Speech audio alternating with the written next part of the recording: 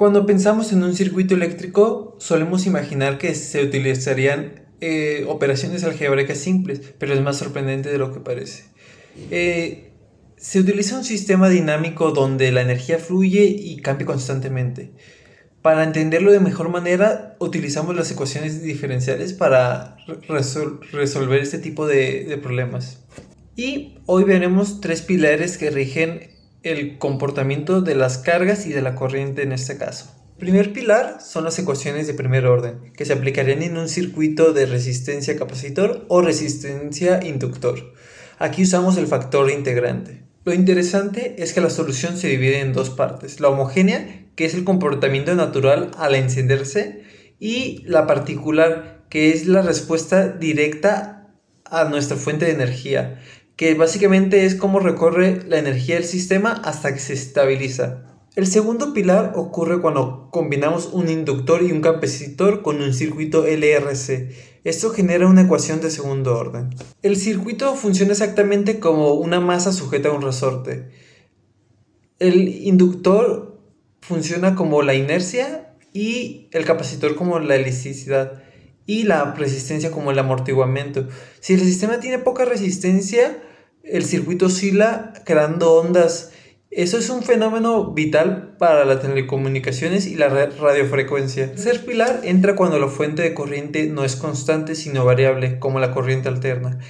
Aquí nos adentramos a terrenos de los sistemas no homogéneos. Todo esto se sostiene sobre la segunda ley de Kirchhoff, que dice que la caída de voltaje de la malla debe ser igual al voltaje suministrado. En la vida cotidiana de este sistema encontramos la filtración de las señales para tener una mejor calidad del audio, o para los sistemas de encendido de los automóviles, donde la bobina libera una chispa de alto voltaje. También tenemos la sincronización de radio mediante la resonancia. Hoy vamos a explorar el fascinante mundo de los circuitos en serie. En este tipo de conexiones, la corriente eléctrica sigue un único camino fluyendo a través de cada componente uno tras otro.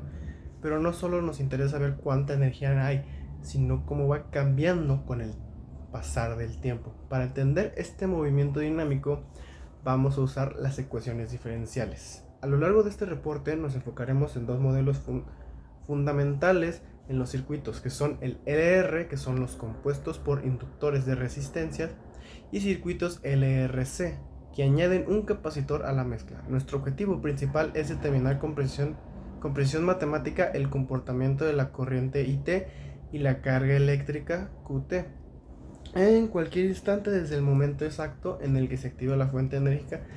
Esto para que analicemos desde cómo se filtra una señal de un equipo de radio hasta cómo el flash de una cámara alcanza y libera energía. Ok, para dar un ejemplo, tomamos algo muy cotidiano como lo es el flash de una cámara. Antes de tomar la foto, el flash necesita guardar energía para poder liberarla de golpe cuando se toma la foto. Esa energía se guarda en un capacitor y para cargar se usa un circuito RC que tiene una resistencia y un capacitor. Ok, ahora, ¿qué está pasando en este circuito hipotético? En este circuito tenemos una batería de 12 voltios y una resistencia de 1000 ohms y obviamente un capacitor de 0.5 microfaradios.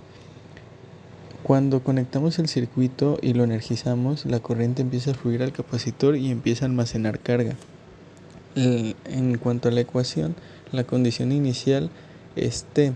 T es igual a 0 cuando el capacitor está descargado, pero una vez que lo energizamos, la ecuación cambia. Ahora Q, que depende de T, es de 0.06 y tenemos 1 menos E a la menos 0.2T.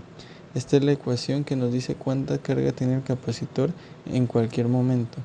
Ahora, de una forma mejor explicada, quiere decir que lo que nos importa es que al principio el capacitor no se carga y pues es algo muy rápido y después se va descargando más lento. Es como si almacenara la energía y después la dejara fluir de una manera constante. Ahora, la explicación de la gráfica lo vemos mejor.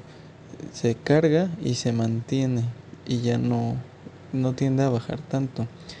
Este comportamiento es típico en muchos dispositivos electrónicos, así como en un timer, en muchísimos circuitos hay capacitores. Y se dice que si tuviéramos el capacitor suficiente de 1 microfaradio, perdón, de 1 faradio, tendríamos lo suficiente como para tener un capacitor cargando un carro eléctrico actual.